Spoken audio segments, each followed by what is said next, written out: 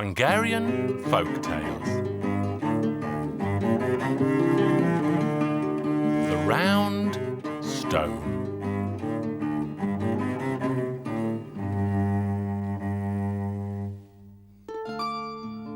Once upon a time, there lived a poor man. He had many, many children. Off he would go to catch a fish for the table, for they were very poor and had to eat. His wife would cook these fish for all the children. That's what they had to live on. Now, not far away from there lived his brother and his family, and very rich he was too. But he never helped his brother out. When there wasn't a bite to eat in the poor man's house, he would send to his brother, in the name of God, to let him have enough flour to make supper for the children. But he never got any. Once, when there was hardly a scrap to eat for a whole week, the poor fisherman said to his wife he was off to fish and he wouldn't come back until his satchel was full. He sat down on the bank early in the morning. No matter where he cast his net, there was nothing in it when he drew it in, not even a fish as big as my little finger. Now dusk was on him and still no fish. The poor man grew very angry. Well then, he thought, that's it. I'll cast the net one more time and no matter what, I'll go home. When he pulled it out, well, it was as heavy as could be. Now then, said he to himself, there must be a huge fish in it. Indeed, he could hardly pull the net out of the water. Out it came, and what was in it but a great, big, round stone. Ah, well, said he, I'll take it home anyway. At least the children at home will be able to play with it. And home he took it. His children were still awake. They looked at the great big round stone and started to play with it. They couldn't go to bed. They were having such fun with the game. They rolled it up and rolled it down the room and screamed with delight because the stone was getting brighter and brighter. Look, wife dear, this is some kind of wonder of a stone. It's shining like a diamond. Dear heart, said she, it's a diamond for sure. So they quickly decided that she should go next day to show the stone to the king himself, to see if he wanted to buy it for a lot of money. Up she rose at the dawning of day, wrapped the stone in a kerchief, and set off to see the king. First she saluted the king in the proper way. She took out the stone and showed it to him. Now, where did you find that, my poor good woman? Said the king, and was astonished. She told him that her husband had found it in the water. Then, my poor good woman, let me have it, and I'll give you 1,000 florins for it. Because he knew that it was a real diamond. The poor woman did not say a word. She just gave a little cough. Well, if 1,000 isn't enough, I'll give you 2,000. And the poor woman coughed again, and was so confused that not a word could she speak. But the king thought she wanted more. Listen then, my poor good woman, would you think 3 sacks of gold would be enough for the stone? This time she didn't cough. She just nodded her head. Straight away the king filled 3 sacks with gold and even gave her a cart and a horse so that she could go home. Well, didn't she go home in great happiness? Or wasn't there great happiness at home too? Never again would they go hungry. Well then, dear wife, said the poor fisherman, we should weigh the gold to see how much we have. Right you are, said she. Now there wasn't a weight in the house. One of the boys went to see the rich uncle.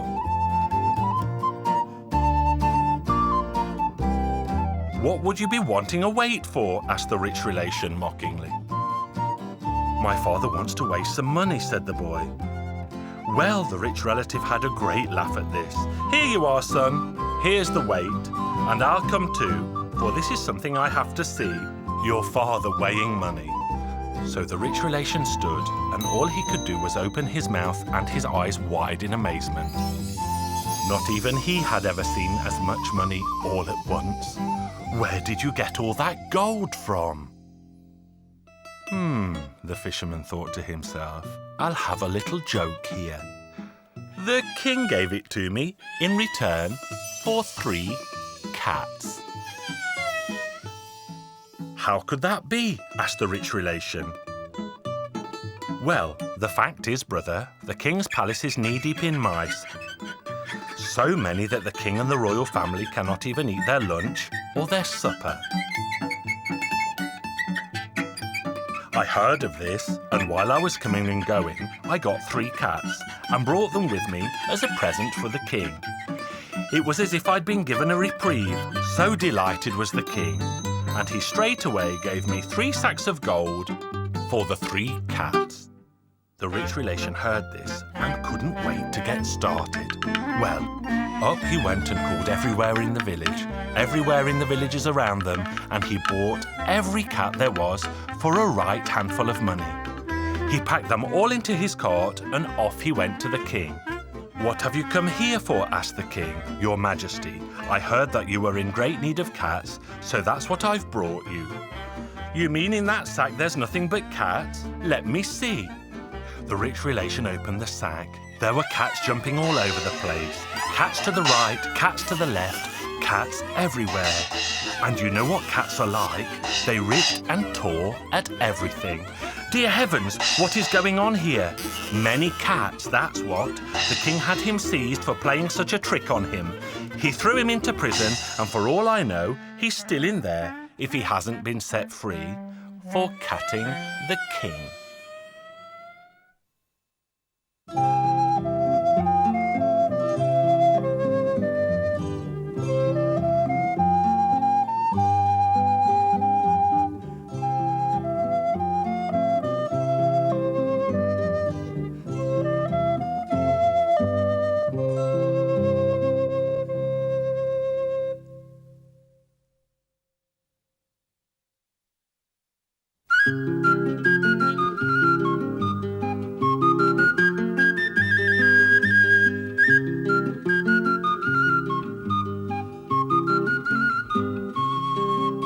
Hungarian Folk Tales.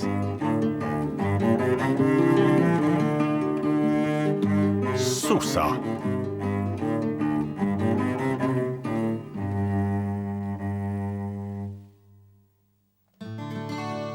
In the village, there lived a wealthy farmer. He had barns and cellars and attics that were full of goods. Plus, he also had a couple of 100 florins sewn into a sack. However, he also had a lazy, good-for-nothing, stupid wife who was truly useless. Each time the farmer was about to leave for work, he told Susa what to do. Go to the neighbour lady, see what she is doing, and do exactly as she does. So Susa walked over to the neighbour's house, where they were busy bleaching the linen. When she saw this, she went home, took her husband's boots and leather hat into the bleach and let them cook there. They must have been in there for a long time, because when she took them out and she was about to take them to the stream for rinsing, they melted away in her hands. When her husband came home, he asked her, "Well, Susa, what have you been doing all day?" She told him what she had done, and the poor man had to give her a beating. Finally, he told her to pay more attention to the neighbour woman the next time. The next day, the neighbour woman was preparing mash for the pigs in a bucket. Susa saw what she was doing. She ran home, took 10 sacks of barley flour, and threw them all into the well. Susa was very proud of herself. She wanted to tell her husband how much mash she prepared for the animals. As soon as her husband came home, she immediately told him the story. "Do you know what I did today? Mash. The whole well is full of the stuff. There'll be plenty for the pigs." "What? Are you out of your mind, woman?" "That's exactly what I did." So Susa was beaten once more, and her husband told her that if she did this again, he would teach her a lesson she would never forget. On the 3rd day, the neighbour woman was cooking cabbage with bacon. Susa watched her, then went home, sliced up a whole block of bacon. Then she took the bits and pieces to the garden and placed them on the cabbage heads. At noon, her husband came home and saw his dog lying dead by the gate. He asked his wife, "What have you done to this dog, woman? Why did it drop dead?"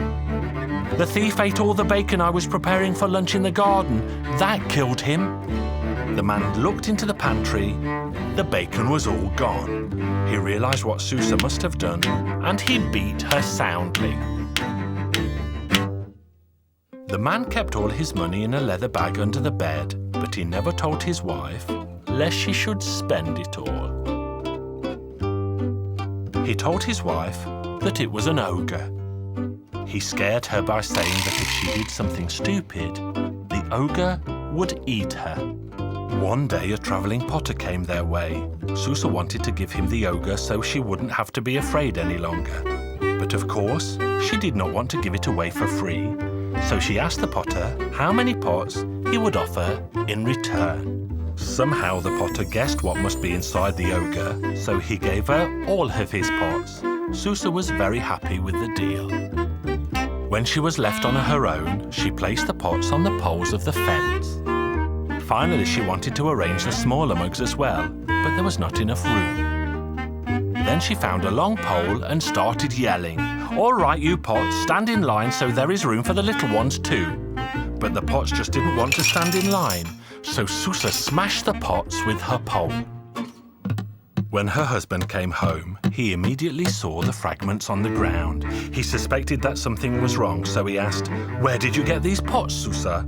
"Well, you see, I paid for them with that ogre of yours, so you could never scare me with it again." The man nearly had a fit, but he realised that his wife was mad.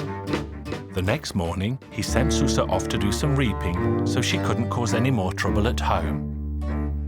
Susa went out to the field with a sickle, and by 10 o'clock, she harvested 3 sheaves of wheat. She pulled them together and arranged them in a stack. She huddled up in the middle and fell fast asleep. Her husband waited for her at home in vain. "This Susa has suddenly become so hard-working. I'm going to go after her before the work makes her sick."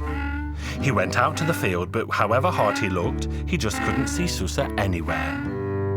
Where could she be? He was about to go home when he finally noticed the 3 sheaves of wheat. He walked up closer and discovered Susa snoring beneath them. It's then that he realised he had to get rid of Susa once and for all. He ran home and brought back a pillow full of feathers and a small pot of honey. He poured the honey all over Susa and then he covered her with the feathers. Susa woke up. She looked at her hands and feet and said to herself, her hands are like Susa's, her feet are like Susa's, but this is not Susa. How could this be?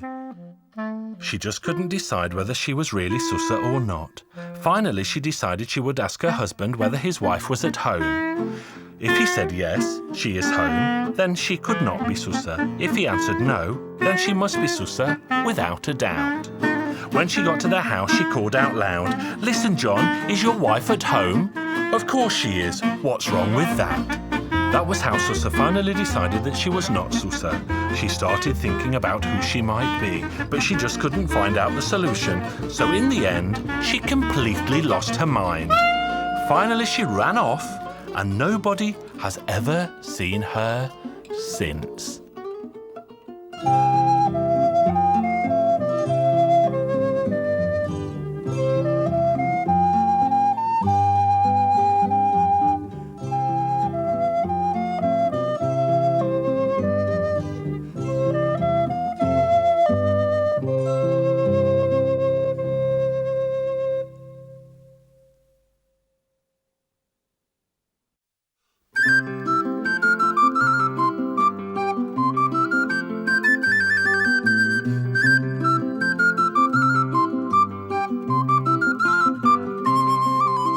Hungarian Folk Tales.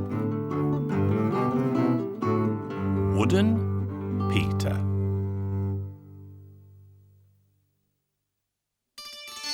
Once there lived a farmer and his wife. Now these good people didn't have any children, and so one day the farmer said to his wife, "I'm going off into the forest to carve as a child out of wood." Now his wife laughed at this, but the farmer bundled up his stuff and set off into the forest. There he met some wood carvers. God blessings on you this day. I came to get a small piece of wood.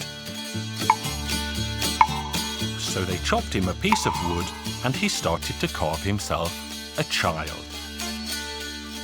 It was evening when he returned home, and his wife laughed when she saw he'd brought home a wooden child. They had their supper and there was a little left over. Now that's just enough for our son. Off they went to bed, and around midnight the boy called out, "Well, mother dear, are you sound asleep?" At that moment they woke up, and great was their surprise to see the wooden boy had come to life. They admired the boy until the break of day, and then the priest baptized him and named him Wooden Peter.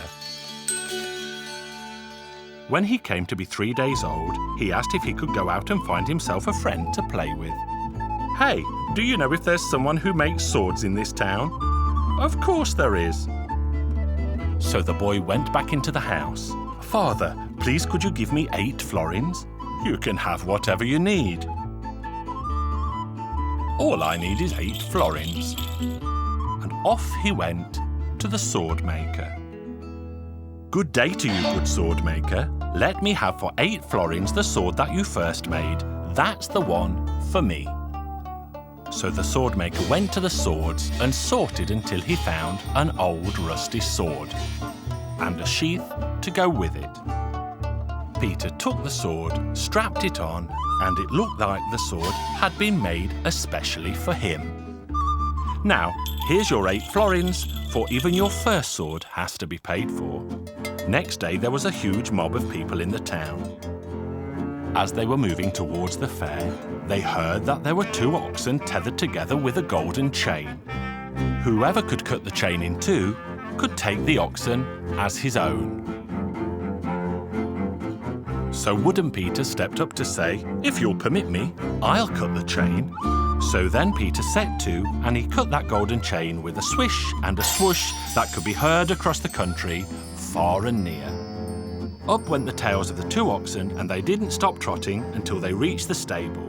The owner of the oxen said, "Well, Wooden Peter, off with you home to feed the oxen, but you should know that all they eat is glowing embers." Peter set fire to 12 bundles of wood. When they were aflame, he took the water pail and filled it with glowing embers. The 2 oxen ate them all up, and one of them went off to where the sun rises, one to where the sun sets. So Peter said, "Now, Father, let me show you something." He tapped the corner of the gate with his fingers in 2 places, and from one of them good wine gushed out, and from the other good brandy. "Now, Father, everyone can drink to their heart's content. Do you see that wheelbarrow?" "I do indeed, son." "And that millstone?" "Yes, I see it." "Now, when the barrow stands in front of the door and the millstone jumps into it of its own accord, the wine will turn to water and the brandy to deep red blood, and then you'll know that I am dead. And then, if you want to find me, sit into that wheelbarrow and I'll take you to where I am. Now, I have to go off to see the world and try my fortune." After that, Wooden Peter set off across 7 lands and 7 seas until he came to a town in which there lived a king. "Good day to you, your good majesty." "Welcome you are. And what sort of journey are you on?" "I set off to be of service, to try my fortune." "And how much would you require for a year?" "Nothing at all, only what I eat and what I drink." So Peter stayed in the town, working as a carpenter. He was so clever with his hands that the old king took a liking to him. Now the king had a daughter who fell so in love with Wooden Peter that she thought she would die if she wasn't allowed to marry him. "Well then," said the king, "I won't have you dying on me, so I'll let you give him your hand and be his wife. I'll announce a great wedding feast and you'll live as husband and wife. One day the king received a letter telling him to gather together everyone in the land to go off to fight in the war. When the king saw this, he began to weep. Now, good Father Majesty, do not weep, for I'll go alone to the war. My son, what can you do alone? You'll be like a gnat against a bison. But Wooden Peter went off, and he was wielding his sword so fiercely that he beat them one and all. But then he stumbled, and that's how they defeated him. As quickly as they could, they buried him in the ground. In the morning, as the light was dawning, the barrow went to the door. The millstone jumped into it of its own accord. The wine turned to water, and the brandy to deep red blood. So the farmer got into the barrow and went to where Peter had been cut down. He searched for him high and low, but to no avail. Then he saw the two oxen coming. The two oxen began to turn the soil with their horns until they uncovered Peter, but there was no sign of life in him. And so one ox put him back together again, and the other put his soul back into him. And Wooden Peter awoke. I slept so well. You'd have slept forever if it hadn't been for us, said the oxen. They went home, and the king called the whole court together and crowned Wooden Peter king. And he and his queen lived happily ever after.